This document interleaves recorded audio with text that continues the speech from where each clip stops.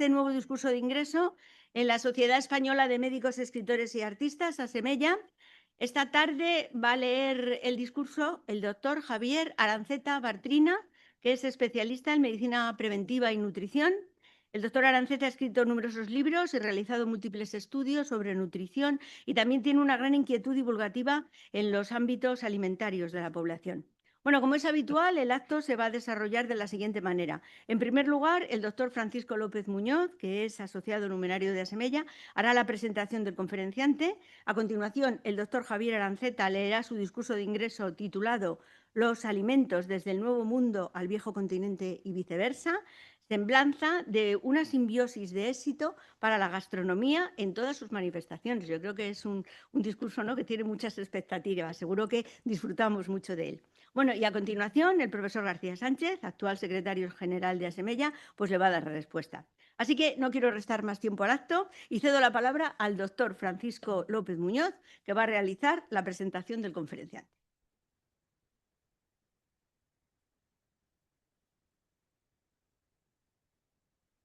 Pues buenas tardes a todos, y a mí personalmente me cabe un gran honor de presentar al día de hoy en esta sede de ASEMELLA a un excelente amigo, el doctor Javier Aranceta Bartrina, que es sin duda una de las figuras más relevantes y respetadas en el ámbito de la nutrición, la dietética y la salud pública en nuestro país. Su trayectoria profesional, construida a lo largo de décadas de dedicación rigurosa a la medicina, a la investigación y a la divulgación científica, constituye sin duda un ejemplo paradigmático de excelencia académica y compromiso social. Pero junto a ese perfil científico de primer nivel, convive en él, como he podido comprobar en numerosas ocasiones, una profunda sensibilidad humanística y un estilo personal que lo distinguen como un auténtico caballero, un gentleman, en el más noble sentido del término. Licenciado en Medicina y doctor en Medicina y en Nutrición, especialista en Medicina Preventiva y Salud Pública, el doctor Aranceta ha desarrollado una sólida carrera universitaria como profesor e investigador en las universidades de Navarra y del País Vasco, constituyendo de manera decisiva consolidar la nutrición comunitaria como disciplina clave en la promoción de la salud y la prevención de la enfermedad. Prueba de ello es su celebérrima obra Nutrición Comunitaria, editada por Elsevier y que yo creo que ya va por su cuarta edición. Su labor docente ha formado a generaciones de profesionales sanitarios a quienes ha transmitido no solo conocimientos técnicos, sino también una visión integral de la medicina entendida como servicio a la persona y a la sociedad. En el terreno científico, su producción es amplia y rigurosa, con más de 500 artículos científicos relacionados con su especialidad. Ha dirigido y participado en numerosos proyectos de investigación epidemiológica y nutricional, muchos de ellos en Latinoamérica, tierra que conoce muy bien, como luego nos ilustrará en su discurso de ingreso. Su contribución al estudio de los patrones dietéticos, la obesidad, la educación nutricional y la promoción de estilos de vida saludables ha tenido una influencia notable en el diseño de estrategias de salud pública y en la elaboración de numerosas guías alimentarias. Cabe destacar su implicación en sociedades científicas y foros académicos, donde ha desempeñado funciones de responsabilidad y de liderazgo, como la presidencia de la Real Academia de Medicina del País Vasco y la Academia Española de Nutrición y Ciencias de la Alimentación. Su capacidad para integrar el conocimiento científico con la práctica clínica y la acción comunitaria le ha permitido tender puentes entre la investigación y la realidad cotidiana de los ciudadanos. Prueba de ello ha sido su actividad como asesor de los departamentos de Sanidad del Gobierno vasco y de la Comunidad de Madrid. En este sentido, ha sido un firme defensor de la dieta mediterránea como modelo cultural y sanitario, subrayando no solo sus beneficios metabólicos y cardiovasculares, sino también su dimensión social, gastronómica y patrimonial. Precisamente la intersección entre nutrición y gastronomía es donde el doctor Aranceta ha desarrollado una de sus aportaciones más singulares, porque lejos de concebir la dietética como un conjunto de restricciones, ha sabido reivindicar el placer de la mesa, el valor de la tradición culinaria y la importancia del acto de comer como experiencia cultural compartida. Y eso se aprecia cada vez que recibe en Bilbao a sus amigos en los numerosos chocos, asociaciones y cofradías gastronómicas de la que es miembro. Su discurso, siempre fundamentado en la evidencia científica, incorpora una comprensión amplia de la alimentación como hecho biológico, social y simbólico. De este modo ha contribuido a dignificar la gastronomía saludable y a situarla en el centro del debate contemporáneo sobre calidad de vida. Sin embargo, reducir su figura a su impresionante currículum sería insuficiente. En el doctor Javier Aranceta late también un espíritu humanista que impregna su quehacer profesional. De hecho, también es licenciado y doctor en periodismo. Su interés por las humanidades, por la historia, por la literatura y por el diálogo interdisciplinar enriquece su mirada médica y le confiere una perspectiva más amplia sobre la condición humana, porque entiende que la salud no es solo la ausencia de enfermedad, sino un equilibrio físico, psíquico y social. No es solo un dato clínico, sino realidad vivida. Quienes compartimos su amistad somos conscientes de su trato afable, su cortesía constante y su elegancia en las formas. Nosotros dos compartimos actividad en varias instituciones, como la Real Academia de Medicina del País Vasco, la Real Academia de Doctores de España, presidida hasta hace poco por el doctor Vascones, que lo tenemos con nosotros. También la Academia Europea de Ciencias y Artes de Salzburgo o la Academia de la Diplomacia del Reino de España. Y en este mundo académico, a veces dominado por la prisa y la competitividad, el doctor Aranceta representa el modelo de profesional sereno, dialogante y respetuoso. Su capacidad de escucha, su disposición a compartir conocimiento y su actitud conciliadora han hecho de él un referente no solo científico, sino también ético. Es en efecto un gentleman, alguien que conjuga competencia y humildad, autoridad y cercanía, firmeza intelectual y exquisita educación. Para Semella, la figura del doctor Javier Aranceta encarna de manera ejemplar la armonía entre ciencia y cultura. Su trayectoria demuestra que la medicina puede y debe dialogar con otras formas de conocimiento, que el rigor no está reñido con la sensibilidad, que el saber técnico alcanza su plenitud cuando se integra en una visión humanística de la persona. En él convergen el investigador meticuloso, el docente comprometido, el divulgador brillante y el hombre culto que aprecia la palabra, el arte y la tradición. En suma, el doctor Javier Aranceta es una persona que ha sabido convertir la ciencia en herramienta de mejora colectiva, un intelectual que reconoce el valor formativo de las humanidades y un caballero cuya conducta profesional y personal honra a la medicina española. Su presencia en este entorno de los médicos, escritores y artistas no solo resulta coherente con su trayectoria, sino que la enriquece y la proyecta hacia nuevos horizontes de diálogo entre la salud, la cultura y la sociedad. Muchas gracias.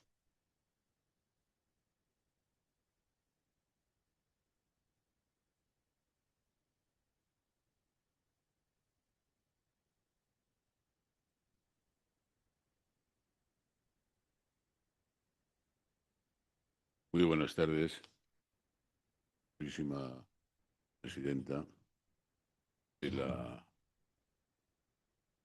Escuela de Médicos, Escritores y Artistas, Asemella, excelentísimo profesor Julián García Sánchez, excelentísimo profesor Francisco López Muñoz. Le voy a pedir estas palabras maravillosas, las voy a poner en la cabecera de mi... para que me dé ánimo todos los días. Muchísimas señoras y señores, doctores y doctoras, miembros de esta ilustre institución, para mí es un honor, un placer poder estar hoy aquí con todos ustedes. La verdad es que me hace mucha ilusión porque mi faceta de escritor, ¿no? De ensuciar cuartillas, pues esto viene de mi adolescencia. Incluso tengo asignaturas pendientes con personas de la generación del 7 que alguna vez me dijeron que había escrito muchos libros de medicina y ninguno de poesía o de literatura convencional. Y entonces se lo debo al cielo y espero que cuando me pueda jubilar pues pueda empezar a escribir. O sea, hay que tomar un gin tonic, pero luego me sale todo seguido. Bueno, el tema que he elegido es un tema, creo yo, muy, muy importante. Es esta simbiosis entre los alimentos del viejo mundo y del nuevo mundo. Esto que se llama el encuentro, ¿no? La consecuencia gastronómica del encuentro, porque saben ustedes que hay algunas palabras que no se pueden decir, por ejemplo, lo de la conquista, lo del descubrimiento, no, es contacto. Entonces, este contacto nos ilustró y nos hizo avanzar de manera muy importante, porque ya nos castigó Dios en el kilómetro cero. Dijo: ganarás el pan con el sudor de tu frente. Este tema de la alimentación ha sido siempre complicado, porque no había alrededor, porque no sabíamos cómo gestionarlo, como no sabíamos cómo prepararlo para que se pudiera aprovechar, etcétera, ¿no? Entonces ha habido hitos en la historia en la que pues hemos dado un paso adelante, ¿no? Ustedes recordarán la creación o el establecimiento de la ganadería, de la agricultura, y sobre todo el descubrimiento del fuego. Y hay un tema interesantísimo, que es cuando el hombre pasó de herbívoro, insectívoro y le gustaban todos los frutos secos, a ser carroñero, porque ese momento en el que se comía, igual que los animales, que veía que se comían el tuétano de los huesos, ahí empezó verdaderamente el desarrollo del cerebro. No sé si a todos por igual, pero creo que fue un hito importante. Y otro hito es el que les quería presentar, luego cómo se establecieron las tareas, ¿no?, de quién iba a cazar, cómo se organizaban todos estos temas alimentarios a nivel familiar.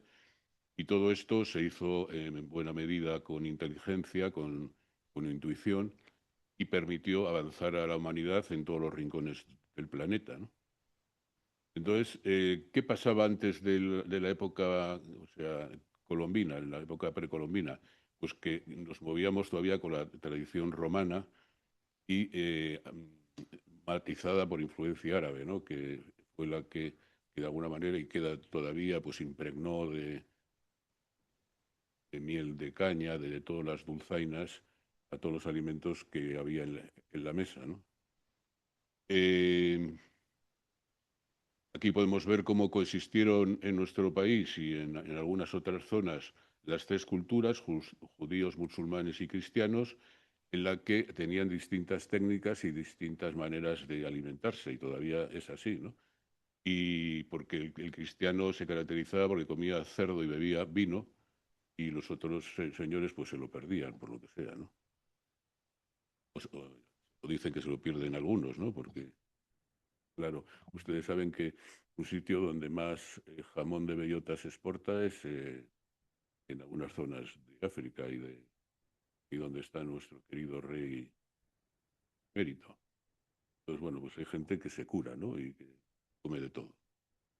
Aquí tenemos cómo esta cocina precolombina pues era muy impregnada por la cultura romana, que permaneció y que todavía permanece entre nosotros, como son las gachas, el gofio canario, las migas de pastor, muchos elementos elaborados con cereales fermentados o no, y también la presencia de horchatas.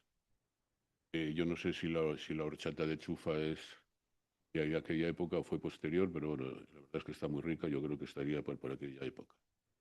El tema del gusto por las especies y los aromas es un sentido gastronómico que todavía permanece, pero en aquella época era casi obligatorio, porque la comida no estaba en buen estado la mayoría de las veces, ni la carne de animales terrestres ni el pescado. Entonces había que disimularlo con lo que sea, con cuanto más especies mejor, para darle sabor, olor, tal.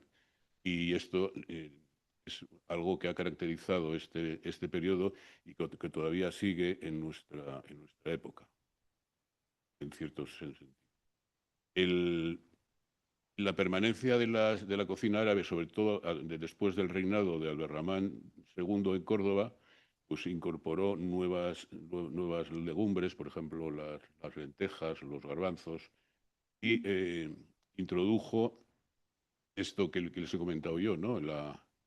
Todo lo dulce, la salsa de dátiles, las mieles, la miel de caña, todas estas historias que ustedes pueden comprobar si van a Andalucía, que les preparan unas berenjenas con miel de caña riquísimas, espectaculares. Entonces uno le puede dar gracias al Berramán porque algo bueno hizo en esa época. Y luego también se tomaba leche de camella y dátiles en abundancia. Y de hecho muchas de las tribus que estaban por el desierto tal, pues se alimentaban de eso, ¿no? Dátiles y de leche de camella. Ustedes saben que la leche de camella se ha puesto a la venta en España. Y entonces han demostrado que no es un novel food, porque si algún alimento no se consumía hace 50 años y lo ponemos otra vez en el mercado alimentario, pues tiene que pasar unos controles y una bendición de la Comunidad Europea. Sin embargo, ellos, los de la leche de camella, han demostrado, es una señora de Lanzarote, han demostrado pues, que se bebía en la antigüedad ya pues, a derramán y todos aquello, el reino. Y entonces hay yogures, leche y quesos de leche de camella. Entonces yo no lo he probado, pero bueno, en un momento me pidieron a ver si les podía apoyar tal y lo presentamos en Madrid Fusión. Yo, la verdad, me dio un poco de respeto y no lo probé, tengo que confesarlo aquí entre amigos. Bueno, pero que está circulando, ¿eh? O sea, que se puede pedir y consumir. Hay algunos libros que relatan aquellos recetarios, ¿no? O aquellas formas de alimentarse con estas dos vertientes, la romana y la morisca, y sobre todo el libro de Ruperto de Nola es la que de alguna manera relata de una manera más funcional, que ven ustedes la albunia, que era pastel de higos amielados y rosa. Pues eso tenía que ser pues, dulce hasta intensamente dulce. Aquí también se ve que en aquella época se consumía calabaza, pero hay dudas porque uno de los productos que se trajeron del Nuevo Mundo fue la calabaza. Lo que pasa es que debía ser diferente. Usted ya sabe que calabazas hay de muchos tipos, desde el cabello de ángel hasta la amarilla esta que es más compacta, ¿no? Y seguramente aquí había un tipo de calabaza y en el mundo contactado pues otra diferente. Hay un autor que yo conocí cuando era joven, Xavier Domingo, que era un tipo, un catalán genial, era grumán, escritor y una buena gente. Escribió este libro de la olla al mole. Yo le invitaba a los cursos de verano a Laredo, en Santander. Le tenía preparado siempre el vino que le gustaba y era un tío además muy ameno, muy locuaz y sabía mucho de historia de la gastronomía. Y ahí en este libro relata la despensa de Isabel la Católica, en la que se plantea, bueno, pues el impacto intenso del pescado de río y de mar en la dieta de la España de aquella época, por el tema cuaresmal y todas estas cosas. En la carne que se consumía, la más habitual era la ovina y caprina, y seguida por la de cerdo, porque la carne de vacuno solamente se consumía en las altas, en las clases más acomodadas. Las legumbres secas, la principal legumbre, también en el País Vasco, la más temprana era el haba. El haba se planta en febrero más o menos y en marzo ya se puede recoger. Y ahí empieza un poco la sabiduría de seguramente de nuestras bisatartarabuelas, de 30 generaciones para atrás, que decía uno, de unir las habas con arroz, porque las habas tienen aminoácidos limitantes, o sea, hay componentes que no permiten construir una proteína completa. Sin embargo, el arroz tiene lo que le falta. Entonces, estas historias de garbanzos con arroz, habas con arroz y todo esto suponía pues esa inteligencia que permitía unir dos componentes que hacían un modelo mucho más nutricional.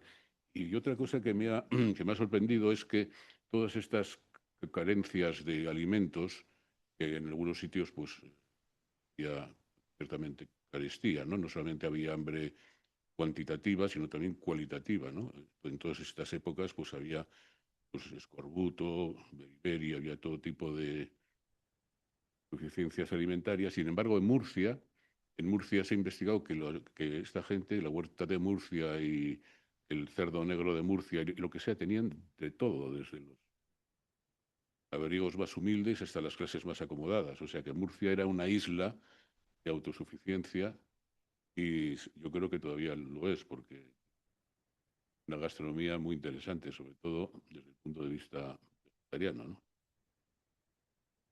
Aquí tenemos que en aquella época se consumía, ya había aceite de oliva y aceitunas, y bueno, hay un elemento que es el que parece que le gusta al señor Trump y a su equipo, ¿no?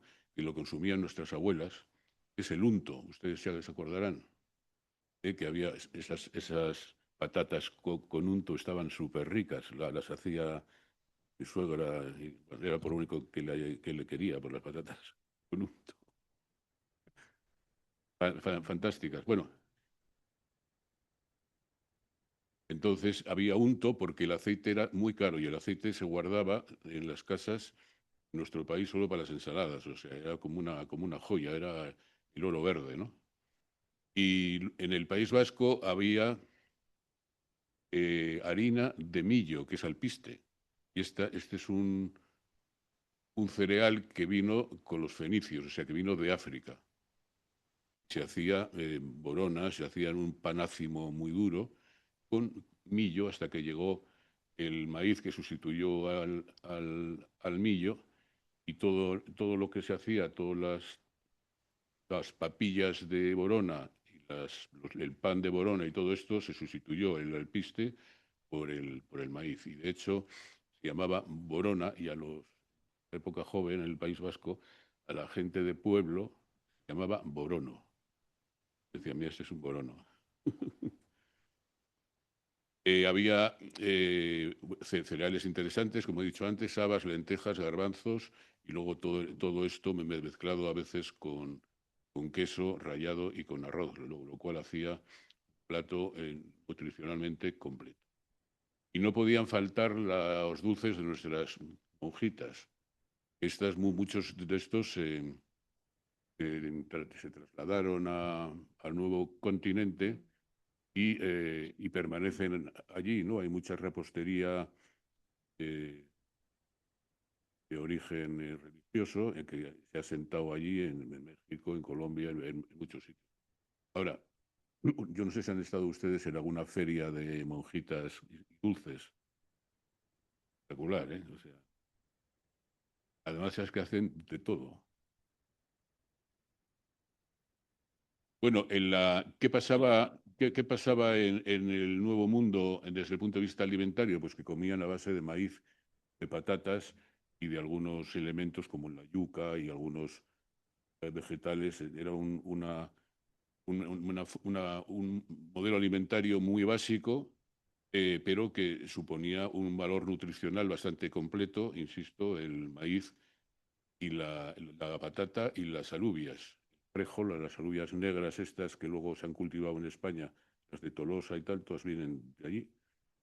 Ustedes saben que el elemento, la National Geographic ha hecho un estudio sobre los alimentos en el mundo más prevalentes en las zonas azules, o sea, donde se vive más, ¿no?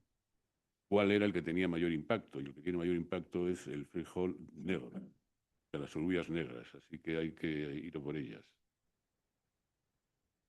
Tiene el plátano verde, que ustedes saben, cuando viene gente de nuestros hermanos de Latinoamérica, pues suelen comprar este plátano verde y lo preparan de distintas cosas. Nosotros nos gusta más el de Canarias, pero ese también tiene su valor nutricional.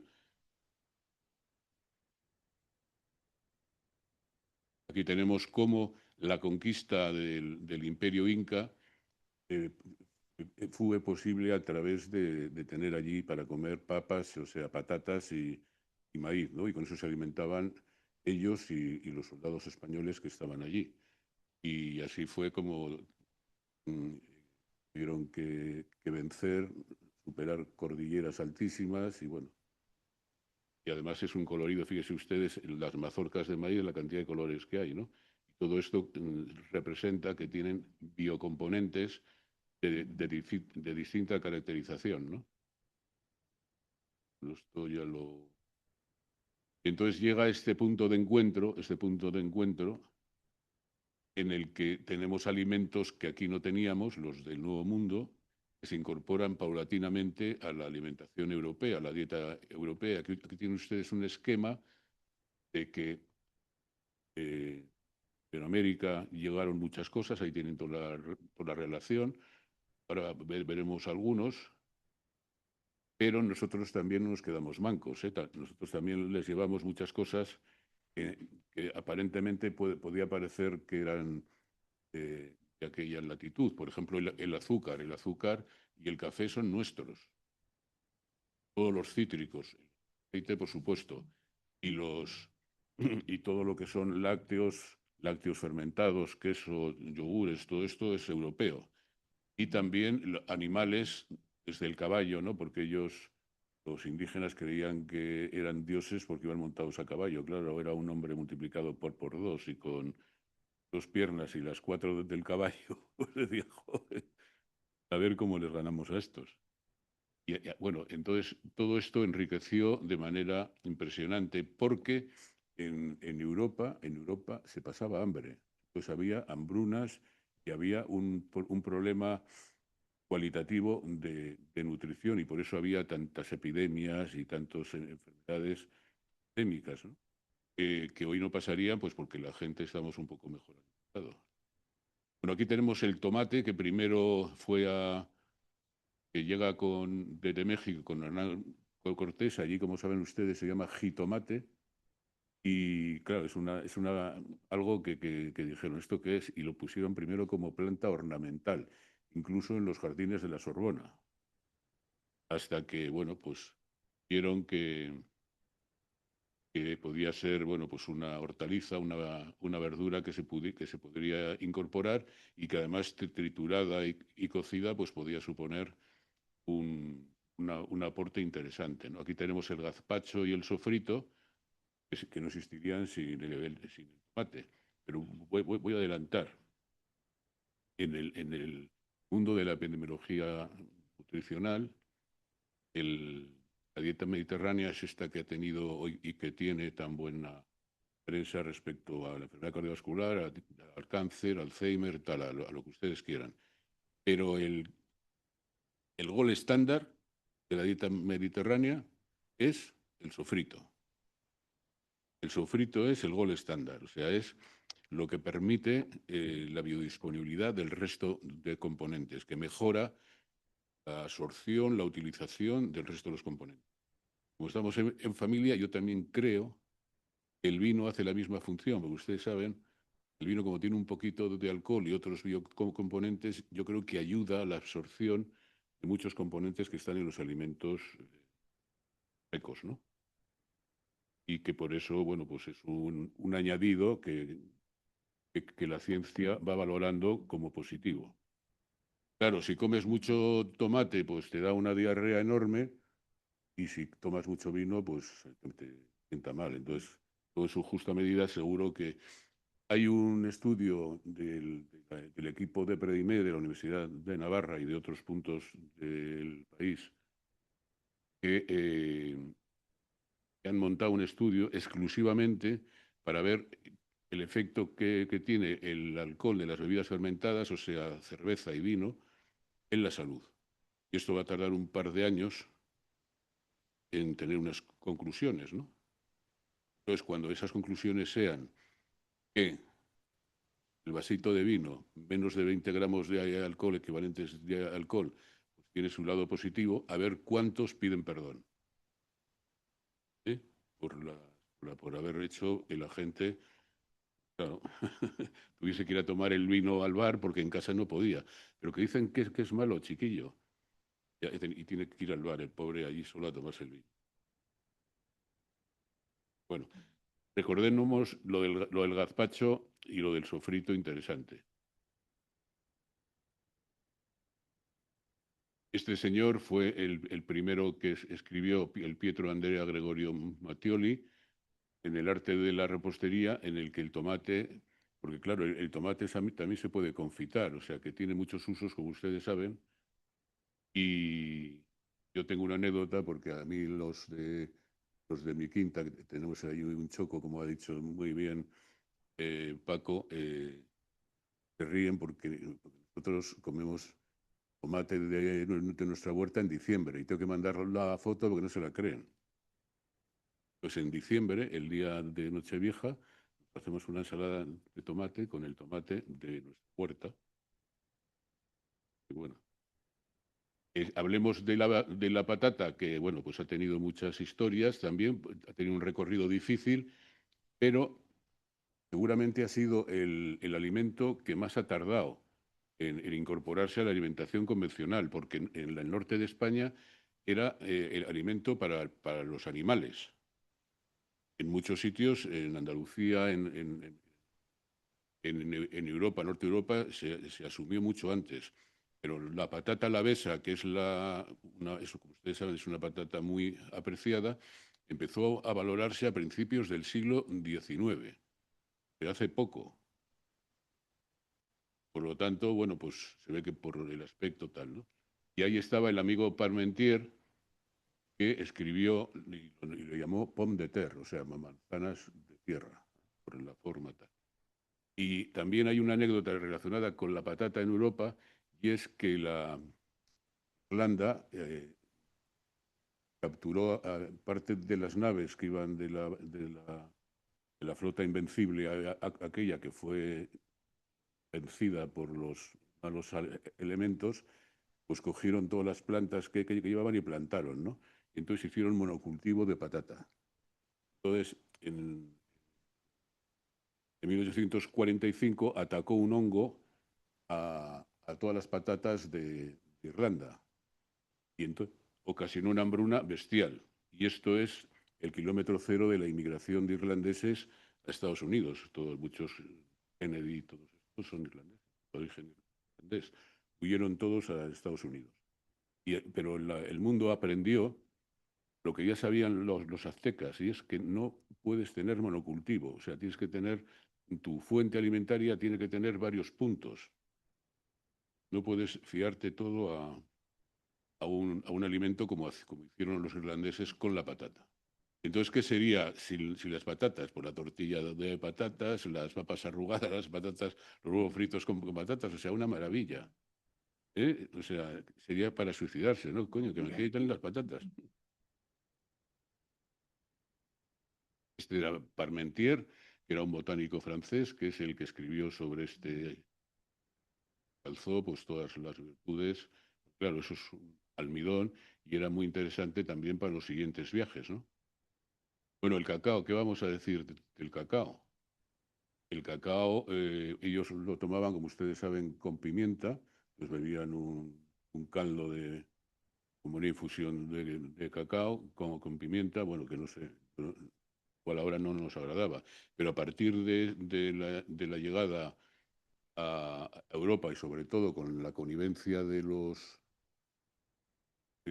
conventos, de los religiosos, no sé si saben que el chocolate llegó a estar prohibido, no sé si día y medio por la Santa Sede, porque decía, claro, porque los curas empezaron a decir que era el sustituto del sexo, ¿no? Y muchas veces ahora vas a los hoteles y te dejan una pastilla de chocolate, pues si estás a dieta esos días. Eh, bueno, pues, pero que lo quitaron enseguida, ¿no? Y entonces los religiosos y las religiosas han sido los grandes promotores del chocolate. Y luego, pues la industria suiza, los que me conocen saben que yo también hago un chocolate especial, chocolate rosé, a los amigos. ¿Por qué es el chocolate rosé? Porque el chocolate al fermentar, hay una cátedra de chocolate en la Universidad de Hamburgo. El chocolate al fermentar, hay un momento en que se vuelve de color rosa, pero no ha llegado al fermentado hasta el final, entonces es muy lábil, se oxida con mucha facilidad, se vuelve gris. Entonces, bueno, no, nosotros vimos la forma de poder solucionar esto era añadir a esa pasta de cacao arándanos, jugo de arándanos. Entonces esto ha hecho como antioxidante y el chocolate queda rosé, espectacular, ¿eh? Espectacular. Chocolate rosé. Entonces fíjense, el chocolate con churros, todo esto que aquí es una religión en Madrid, pues no existiría sin claro, el tío Broma.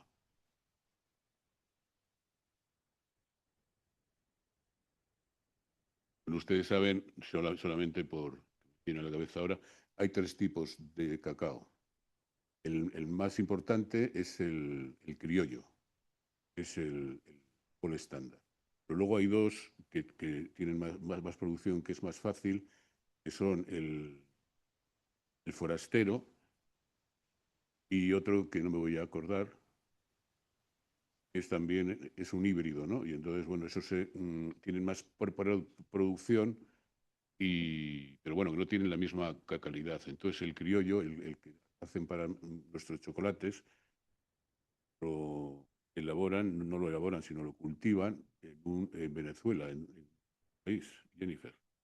Desde hace 100 y pico años, esa fábrica de chocolate asociado, que es la fábrica de chocolate artesano más antigua de España, Santocildes, está en un pueblecito pequeño en León. Esa familia desde hace más de 100 años suministra el cacao criollo, tienen mazorcas y ahí se muele, se tuesta y se hace el chocolate, incluido el chocolate rosa. Los frijoles, lo que decíamos antes, los distintos colores que hay, ustedes si van a algún mercadillo, yo les recomiendo algún mercadillo de la comunidad de Castilla y León, impresionante la variedad de alubias que hay, de todos los colores, del manto la virgen, la amarilla, la plateta, la negra, la medio negra, impresionante. Y todo esto son microcomponentes, aparte de la proteína de buena calidad que tiene el alubia, que también dan un plus a la acción, ¿no?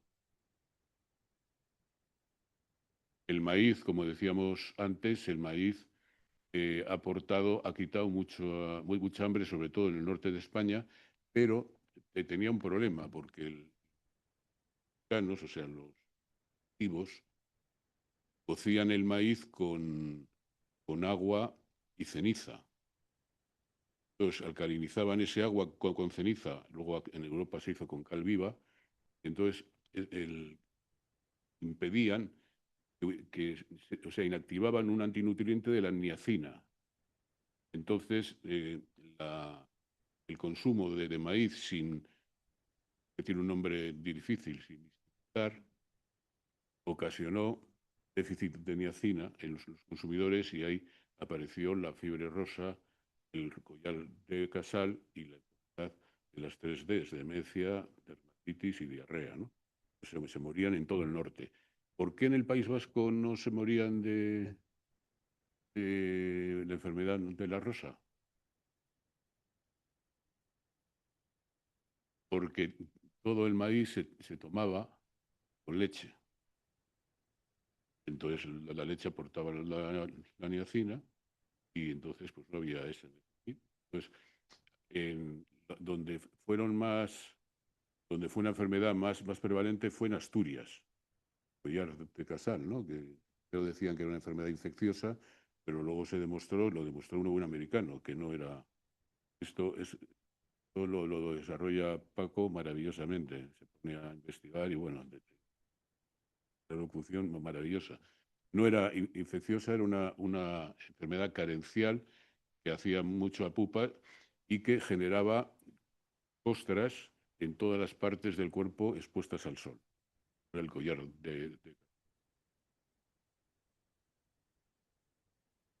La piña, el ananás también viene de Paraguay. Es una fruta aparte muy agradable, pero también tiene componentes antiinflamatorios y enzimas digestivas, bueno, que también se utilizan en muchas ocasiones como remedio para las dispepsias y para personas que tienen mala digestión de los hidratos de carbono, ¿no? Bueno, los pimientos es espectacular. Pimientos hay de 200 tipos. Usted va a México al Mercado Central, se lo recomiendo, de Ciudad de México, y tiene un puesto que tiene 100 tipos de pimientos. Entonces, clasificados ¿no? Porque hay picoso y picajoso. Hay que preguntar, porque según tal te abrasa, ¿no? Entonces hay un semicírculo de todos los tipos de chiles y hay alguno, pasando del quinto cajón, no te lo venden. Dice que usted no está acostumbrado y esto le puede matar. De hecho, ustedes saben que hay campeonatos de a ver quién aguanta más picor, ¿no? Alguno se ha picado demasiado. Pues el componente es la capsaicina, que es un producto antiinflamatorio, que es el que se aplica en los parches o en las pomadas donde tenemos lumbago, y además es un potente antioxidante y antivejez, un componente antivejecimiento. Entonces, echamos un poquito en la sopa o en lo que sea, una guindillita, ya sabe que lo que pica sobre todo son las pepitas. Entonces, bueno, podemos dosificar eso, pero es interesante para vivir más y mejor. La papaya, que tiene papaína, que también es otro elemento interesante desde el punto de vista digestivo, y el aguacate, que el otro día en una... Claro que, porque dicen que el aguacate no es autóctono, es que autóctono, como estamos viendo, hay una parte de la alimentación es autóctona, pero la mayoría no. Entonces no podemos cerrarnos a decir que el aguacate, claro, no es sostenible porque viene de no sé dónde, cuando hay aguacates ya que se producen aquí en el país, ¿no? Y el aguacate es una maravilla, el guacamole este lo pones en el pan con una anchoita tal y bueno, palabras mayores, ¿eh? El cacahuete, el maní, ¿eh? Está entrando hambre, ¿no? Bueno, aquí porque no tenemos cocina, si no prepararíamos enseguida algo, ¿eh? El maní, los cacahuetes, que ustedes saben que también es un alimento muy sensible y que hay que controlarlo bien. Todas las importaciones de cacahuete, en teoría, se tienen que analizar porque son susceptibles de ser parasitados por un hongo que es el kilómetro cero del cáncer primario de hígado. Entonces, hay que tener cuidado con los cacahuetes que se vean que están defectuosos o húmedos. Bueno, aquí tenemos todas las aportaciones que hizo Europa a la alimentación en América. El arroz, algunas carnes, el azúcar, el aceite, todos los cítricos y el café. El café, que podríamos pensar que el café es ahora el mejor, es el que viene del otro lado, pero el café lo llevamos nosotros. El pollo, el arroz, el plátano, el cerdo, todo esto que ven ustedes aquí abajo, que no voy a leer, la berenjena, el té, el trigo, los tulipanes, las zanahorias, todo esto es intercambió allí, ¿no? En el Nuevo Mundo. Las lentejas y los garbanzos que habían traído los fenicios de... Esto de los garbanzos también tiene su miga, porque decíamos antes que hay que tener el alimento, hay que saberlo preparar y luego que te lo dejen consumir, porque eso del cocido al revés, el cocido maragato, ustedes saben qué es porque preparaban todo, y cuando tenían todo preparado y estaban con los garbanzos y venían los árabes y les atacaban, ¿no? Entonces los tíos estaban ahí comiendo, tenían que poner la armadura y venga. Y entonces lo que dijeron, dice, como estos tipos no nos atacan a la hora de la comida, vamos a empezar por la carne. Cuando usted va a comer el cocido maragata, lo primero que le saca es la carne. Terminan con la sopa, por eso es el cocido al revés, por esa razón, ¿no? Bueno, aquí tenemos otro listado, o sea que llevamos muchas cosas, pero también llevamos utensilios, ¿no? Cazuelas, cucharas, tenedores, cuchillos, que allí no había o eran de manera muy rudimentaria, pues allí se llevaron todas, y las técnicas también de agrícolas, y por ejemplo se llevó el martillo, la azada, todas estas cosas no tenían, ¿no? Y bueno, esto fue una aportación interesante para que nosotros nos enriqueciésemos y ellos también, ¿no? O sea que fue una simbiosis interesante, ¿no? Bueno, aquí tenemos todas las cositas que se comen y que están muy ricas, ¿no? Los pollos, las gallinas, tal, y todos los vegetales que tienen ustedes ahí, pues el perro no se come, pero en algunas épocas también han comido perro, rata y de todo. Cuando hay hambruna, Aquí tenemos todos los oficios vinculados a la agricultura y la ganadería que fueron enseñados a los indígenas en esta simbiosis de la que hablábamos hace un momento.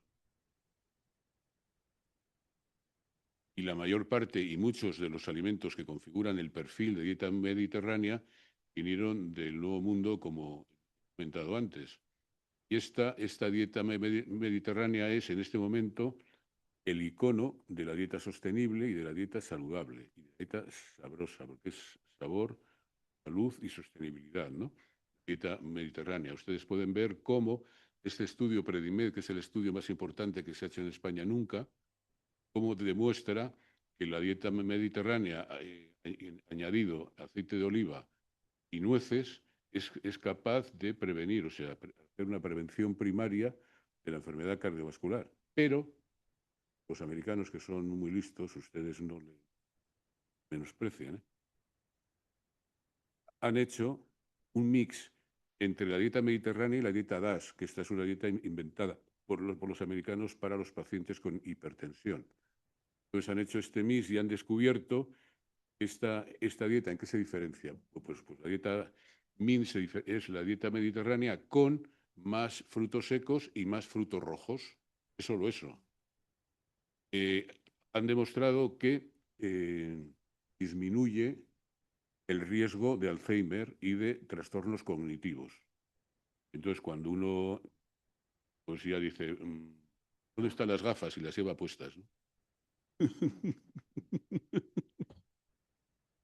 ¿Dónde dejan las llaves? Empieza con esas cosas, pues ya podemos ir a la dieta MIN, salmón, frutos rojos y frutos secos. Y la dieta mediterránea, claro, no, pero esto hay evidencia, por lo menos hay 100 estudios ya de la dieta MIN. O sea que el tema es serio. Y nada, muchísimas gracias por su atención. He intentado ser breve, cumplir las órdenes de la señora presidenta y, bueno, estoy a su disposición.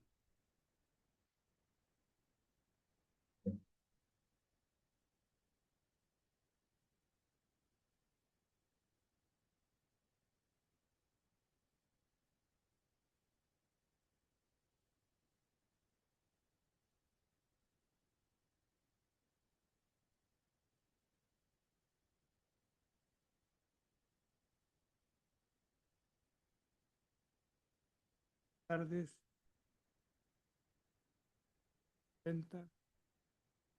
Todos, ella y de Noa Semella, y gracias por escucharme y gracias por haberme elegido para hacer esta presentación, aún más este recibimiento de nuestro Javier Aranceta. Eso es lo que realmente me ha venido primero a la mente después de haber escuchado esta presentación tan maravillosa.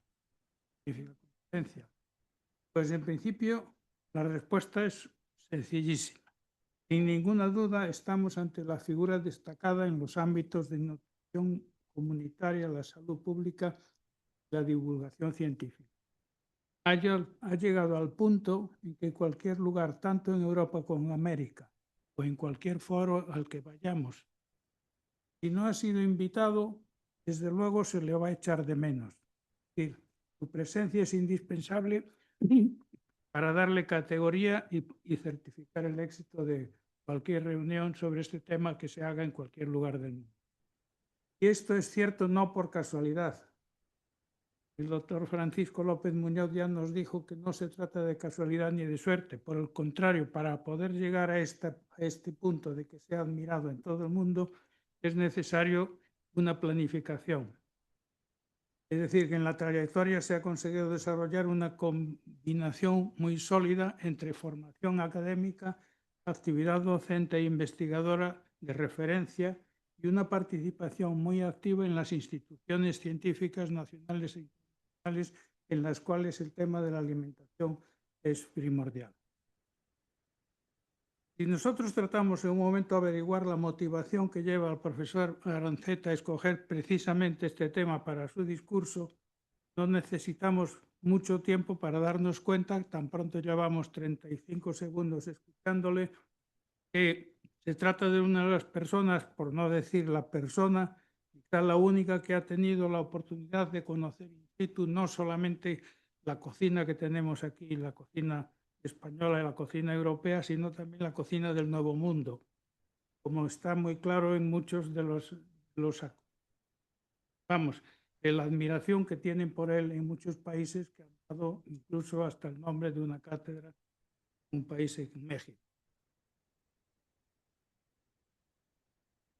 Todas estas huellas que ha dejado, recordemos que no se contentó con ser simplemente especialista en medicina preventiva y salud pública, sino que además hizo el doctorado de medicina, es diplomado en nutrición por Madrid, Granada y máster por nutrición en Barcelona.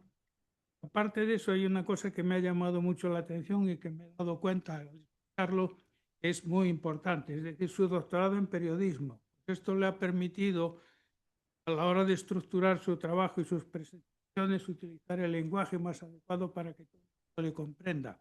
Cuando nosotros, los médicos de otras especialidades, hablamos con nuestros pacientes, pues muchas veces no utilizamos el mismo lenguaje que vamos a utilizar cuando hablamos con los. Sin embargo, él en su trabajo realmente lo ha tenido muy claro desde el principio.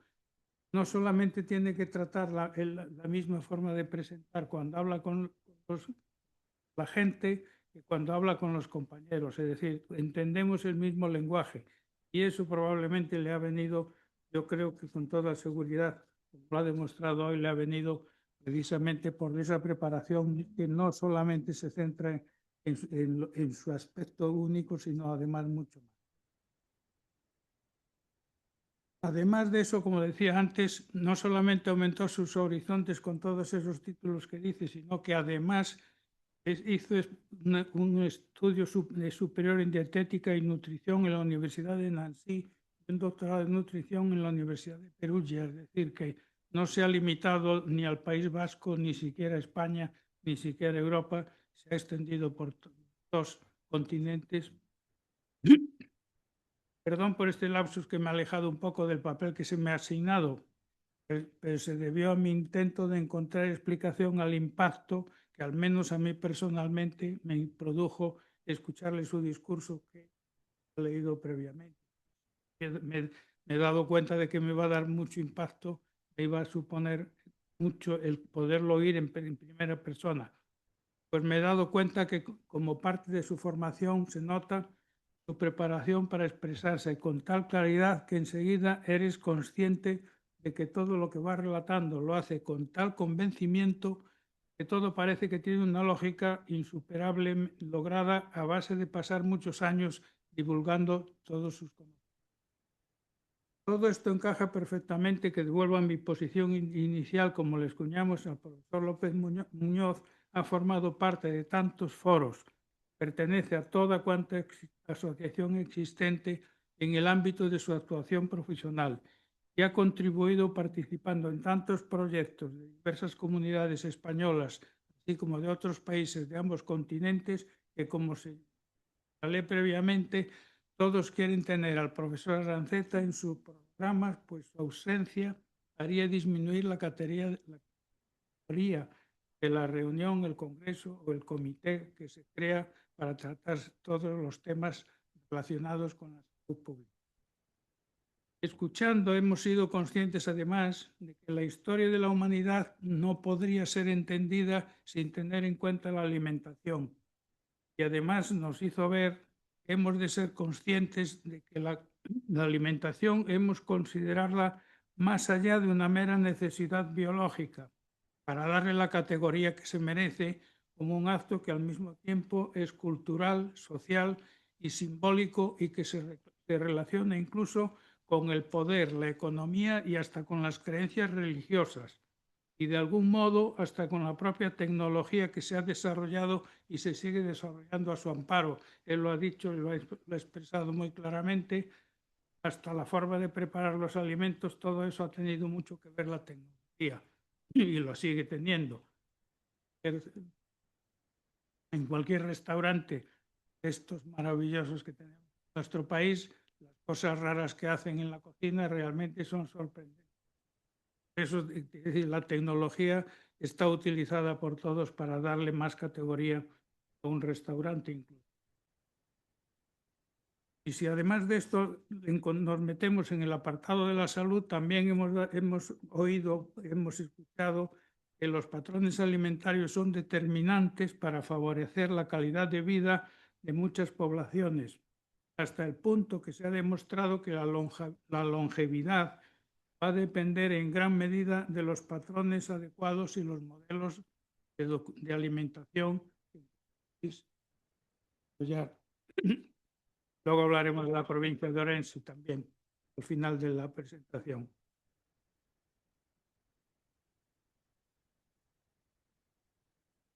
Un ejemplo muy claro de hasta dónde pueden llevar los patrones alimenticios erróneos lo hemos oído hace unas semanas en este mismo foro con la toma de posesión de su plaza del profesor Jorge Alvar, que nos ilustró acerca del fuego de San Antón por el consumo de pan elaborado con centeno del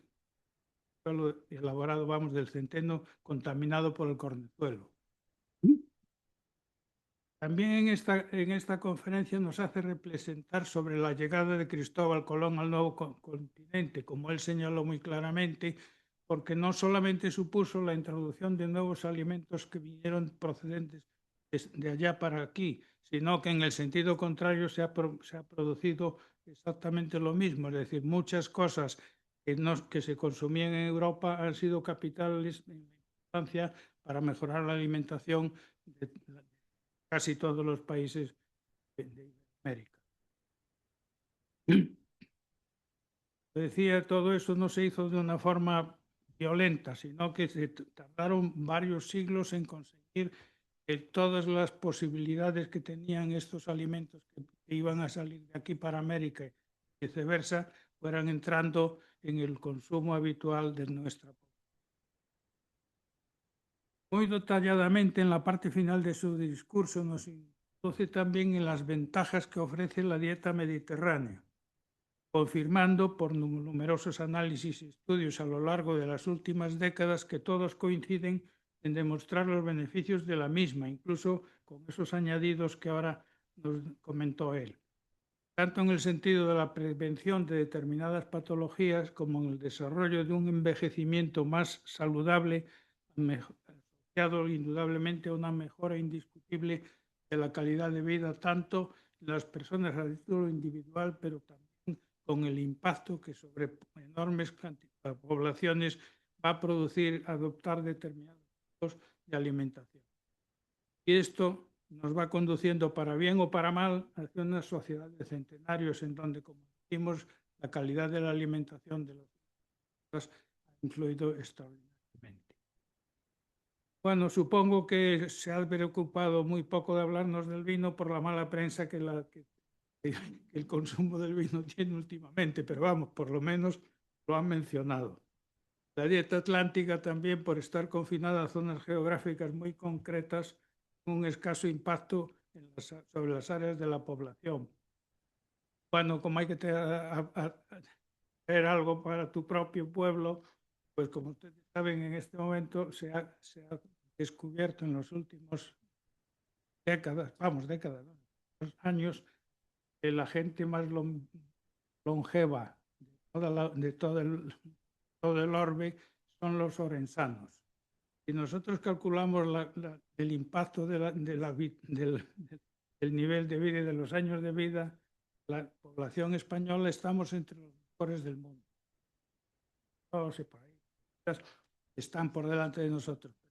Estamos solamente, Galicia, ya estamos prácticamente con todo el mundo, pero si hablamos solamente, medimos lo de la población de Orense, el cambio es espectacular. Y curiosamente ahí también vamos a hablar del vino, porque la uva que se descubrió en la década de los 60 en la provincia de Orense, en un pueblo de la provincia de Orense, el doctor Pablo Zaragoza tenía parte de él fue la que lo descubrió. Se descubrió que era la única uva que había en el mundo. El nombre de la uva es Godello porque se lo han puesto en Galicia, lógicamente.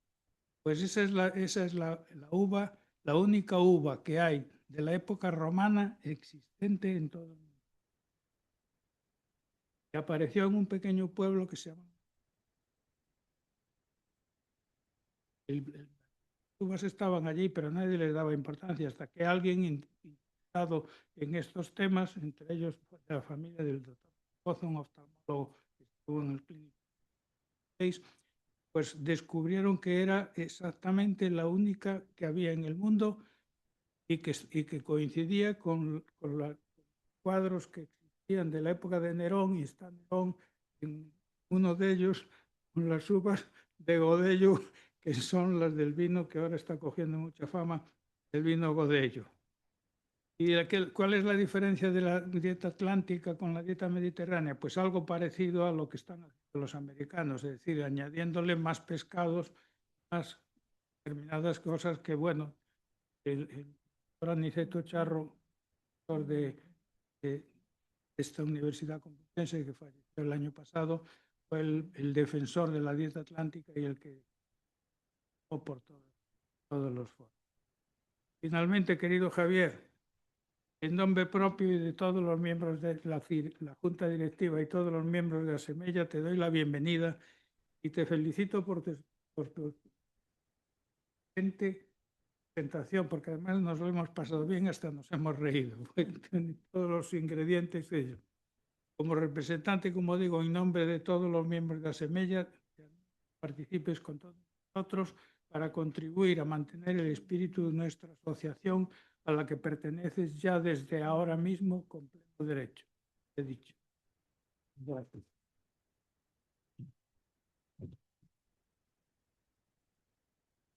Para cerrar el acto, dar las gracias al doctor López Muñoz, a Paco, por su cercana respuesta, al profesor García Sánchez por su certera y curiosa conversación. Y bueno, sobre todo quiero dar las gracias pues, al doctor Javier Aranceta por su extraordinario discurso. Hemos hecho un viaje de ida y vuelta gastronómico entre España y América que ha sido, pues, la verdad, muy, muy, muy interesante. Eso creo que nos ha despertado a todos el apetito y hemos disfrutado mucho. Así que nada, enhorabuena y ahora ya cerramos el acto y te vamos a entregar el diploma que ya te señala como asociado numerario de Asemella, donde esperamos, como ha dicho el profesor García Sánchez, pues que colabores con muchísimas aportaciones. Buenas tardes a todos.